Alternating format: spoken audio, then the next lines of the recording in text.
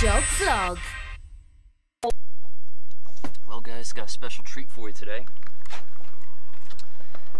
See, just the other day, Netflix went and added Star Wars Episode VIII, The Last Jedi. And I made a huge mistake in my life. I watched it. I didn't want to watch it. I knew people wanted my take on it.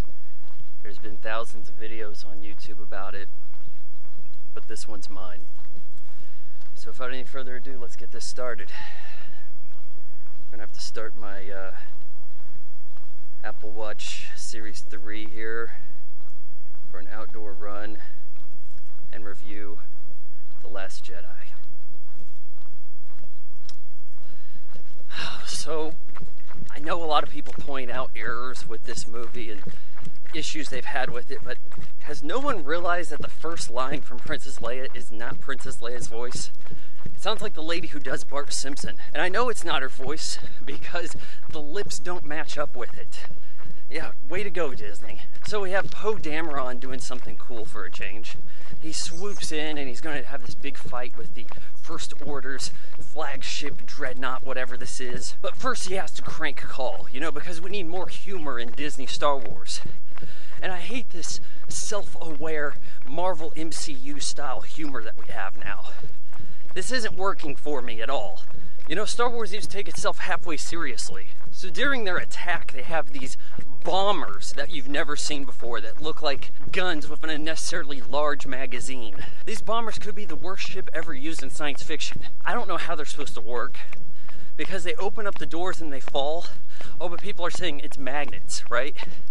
Sure, keep telling yourself that. They're incredibly fragile. One ship from the First Order crashes into one of them. Chain reaction blows up all the other bombers except one. All of them taken out. You know, these things would be more useful if they had a gun that went, turned around and shot into the face of the cockpit. That's how shit these are. So Rose Tico's hot sister is a bomber on one of these ships. And I guess the pilot got taken out, so she has to deal with a suicide mission here. She gets knocked out, comes to, opens the bomb bay doors, and then the ship crashes and blows up anyways into the dreadnought, takes it out, and Poe's like, hey, it's a big victory. The dreadnought's been taken out. I'm like, huh? Whatever. Meanwhile, we check in on Rey, everybody's favorite, right? She's over there hanging out with Luke Skywalker, but the scene from the end of the last movie overlaps with her first scene here. This is a first and totally breaks the style guide for the Star Wars series. So when does this movie even take place? Like right up on and against the ending of The Force Awakens? Oh, now Luke is this reclusive old Jedi master, right? He's playing the Yoda role here. Now, I don't think this is an entirely bad move. It's not a bad plot point for Rey to have to go and visit the mysterious old master, you know, that's filling in for Yoda here. And he's basically changed out his swamp for this Isle of Man place with these porgs that infest the whole scene. And then Chewie's over there and he has to deal with the porgs, right? So he's roasting one of them, so I'm assuming he killed it and it's dead. And these porgs give him cry face, so he decides not to do that. And then for the rest of the movie, they infest the Millennium Falcon and they do nothing helpful. You know, Ewoks fought stormtroopers. Jar Jar Binks fought droids. These guys complain about a dead one of them being eaten. It's not coming back to life. But the bigger issue with Luke being this guy is that it doesn't make sense for the Luke character. This is a guy who knows better than to run away from your problems. He knows better than to give up on people. He didn't give up on Darth Vader. No, he still saw the good in him. But here he's like, oh, Kylo Ren realized that I realized he was dark and couldn't be saved. And I thought about killing him, but I chickened out.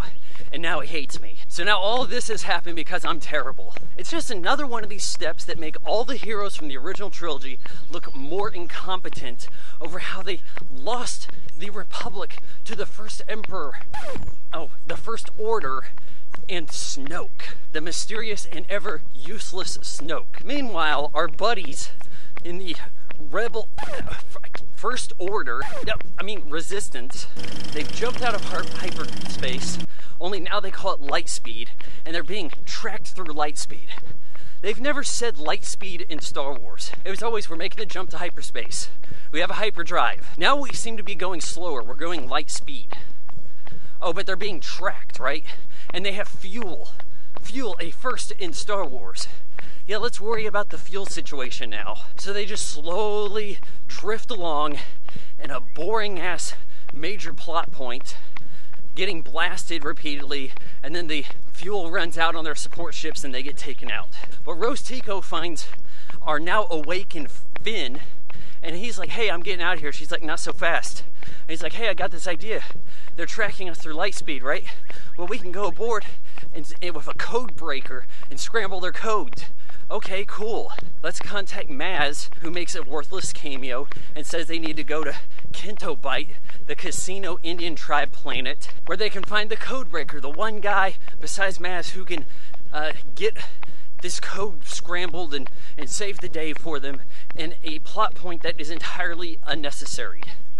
But more on that later. So Finn, Rose, and BB-8 go to Canto Bight, where they get a lecture about the 1%ers and animal abuse, and yeah, poor people kind of are in a bad situation too, but more importantly, animals. Yeah, because they got these things called like hood rats. They run around the racetrack, and Rose feels bad about them. But when they got there, they illegally parked on a public beach, and they're getting arrested for this. So while they're in a prison cell, they come across a random Benicio del Toro who says that he can do the code breaking for them, cracks the door open by just sliding a card in front of it, and is like, hey, I guess we're getting out of here now, bye. And then they go and hop on the hood rats and have a chase, and it's like, well, we're getting caught, but Benicio del Toro saves us. And even if we did get caught, it wasn't all for nothing because we saved the hood rats. Oh, gosh. Did we need the lecture on all this stuff? Probably not. Is Rose Tico the worst character in Star Wars? See, that's where I'm going to have to disagree with people. Yeah, I didn't see this new feminist bot in the latest movie, but I thought Rose Tico was okay. Yeah, she stated how you should feel about the movie a little too much for my liking, but I wasn't really annoyed by her. She seemed to have the most lines, and oddly enough, seemed to be the main character at times in this movie. So at some point, the First Order decides to actually hit the First Resistance ship, and they've knocked out their command. Leia has been kicked out in space. Admiral Akbar seems to be dead.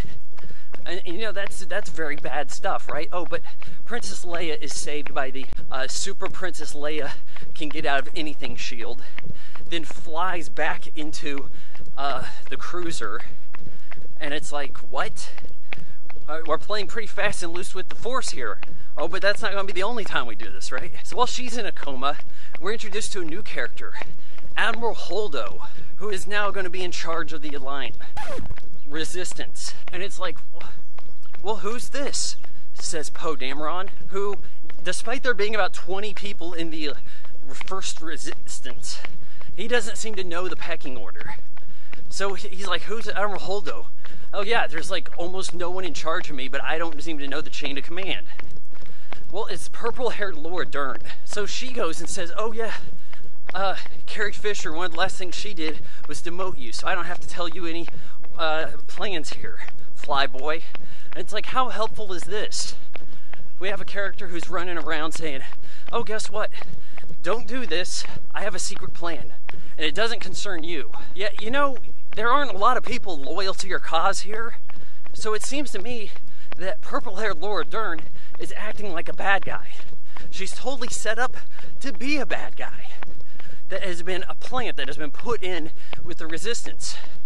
Oh, but that would have been an interesting idea. So we end up with this pointless mutiny situation. Meanwhile, Rey is getting done with her lecture with Luke, and she's like, hey, well, if you're not coming back with me to help your sister and everybody, and now you know Han's dead, I'm going to leave myself. So now she's going to go aboard the First Order ship and basically do the same thing that Rose, Finn, and BB-8 were planning to do. Only it's going to be easier for her because she got to have space FaceTime with Kylo Ren and another abuse of the Force. So now you can just have conference calls with anybody you want? Evidently. So Luke's like, nah, I'm not going. Plus, once you leave, I'm burning the sacred text. I'm burning down the tree. I had my fill of blue milk. But then Yoda shows up as Ghost, laughs at him, has a lightning bolt hit this tree. And then he's like, yep, sacred texts weren't that good to begin with.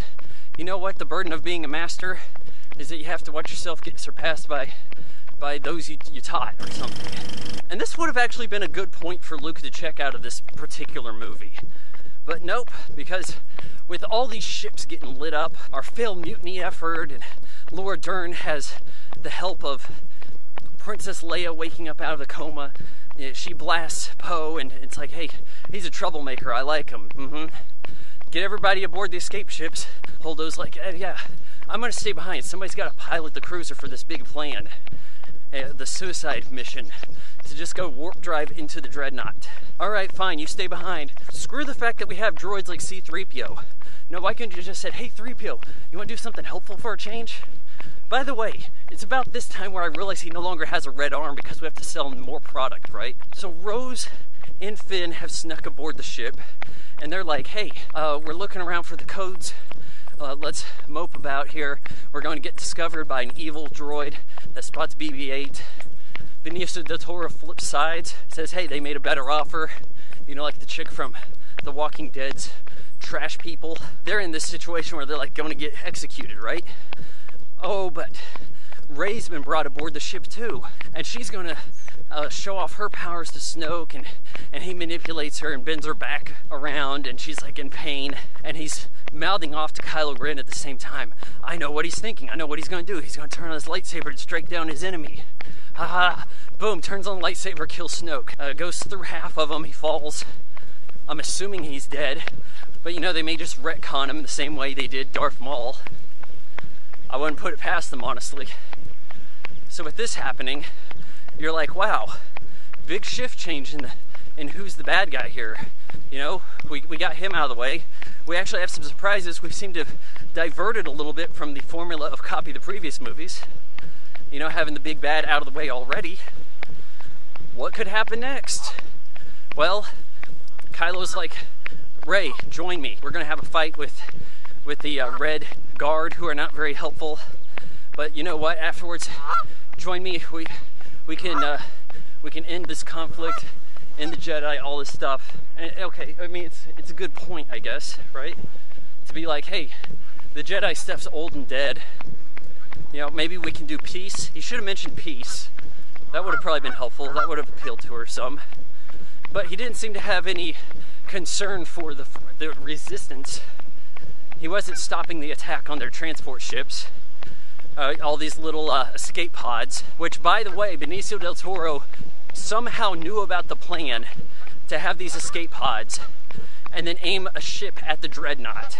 Where did he get this information? He just walks around with all the exposition. He has the cliff notes. So besides this, Rey turns and is like, no, I'm not doing it. We're gonna fight over the blue lightsaber.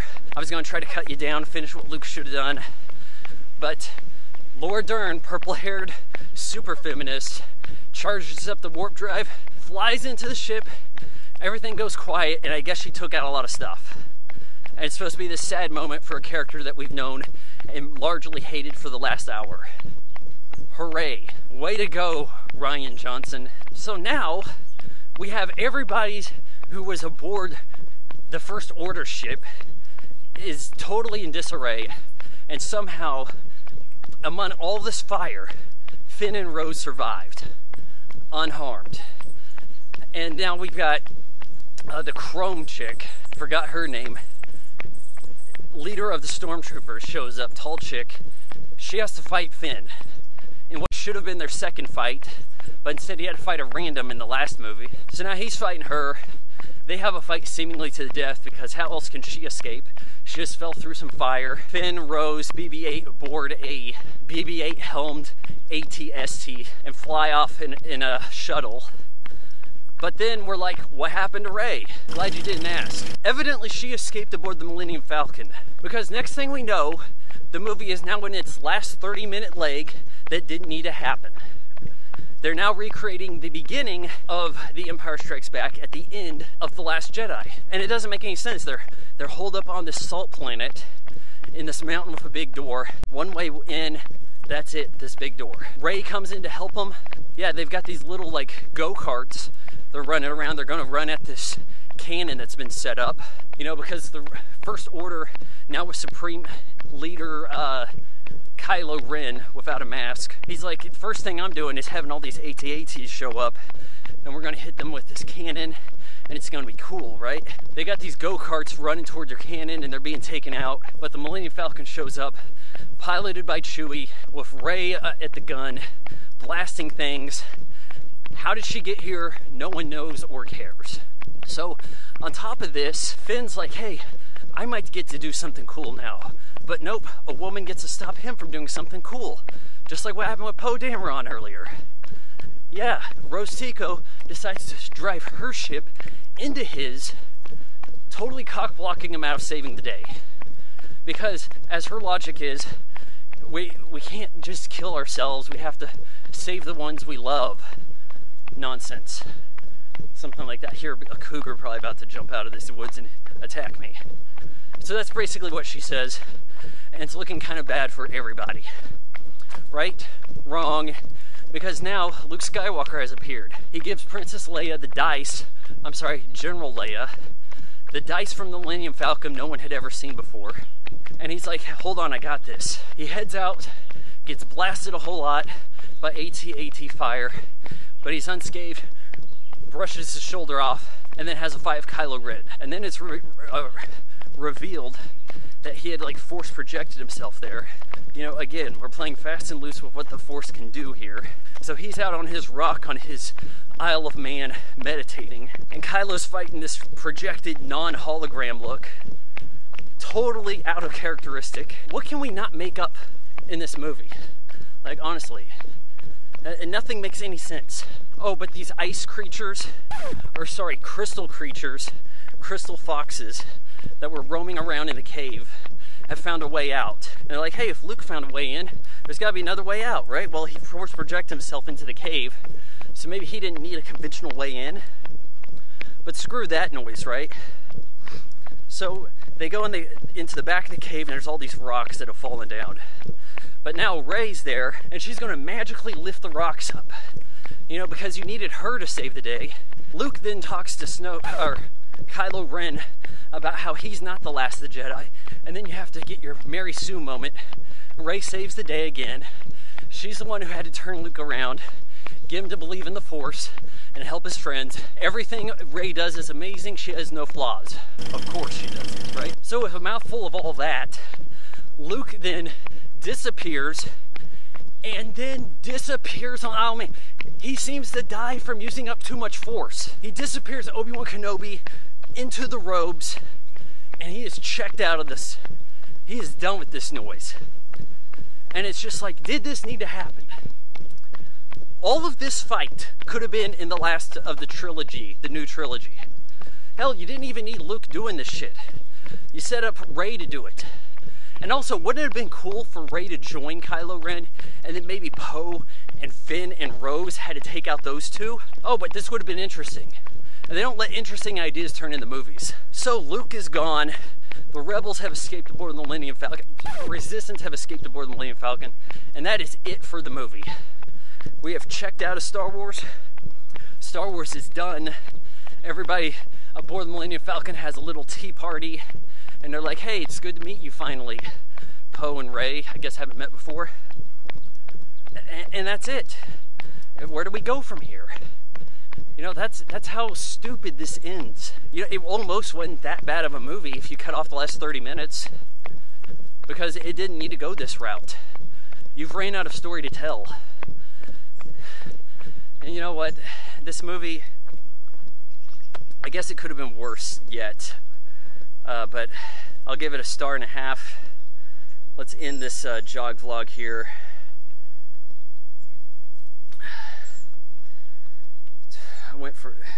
Had an issue recording.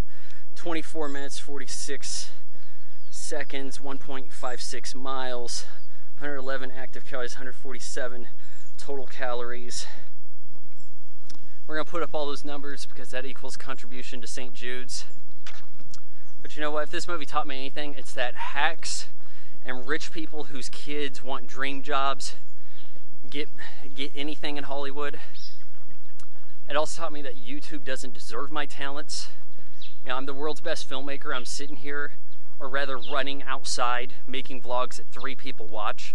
Unless it's about Star Wars, then people will watch that. You know, you guys need to grow up. You need to stop watching Star Wars channels.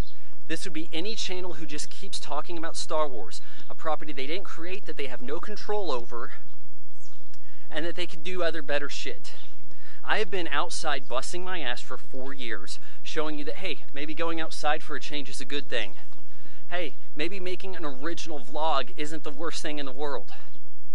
But you know what? YouTube doesn't deserve my talents. Entertainment doesn't deserve me. Hollywood damn sure doesn't deserve me.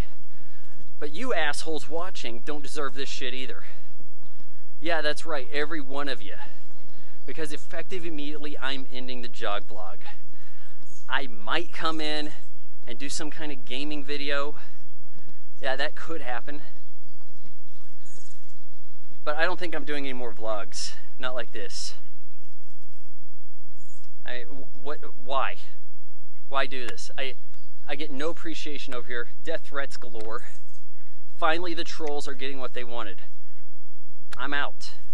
Yeah, maybe I'll continue the weekly podcast, put it up on YouTube with no video just to screw the system over. But you know what? I've given you guys everything.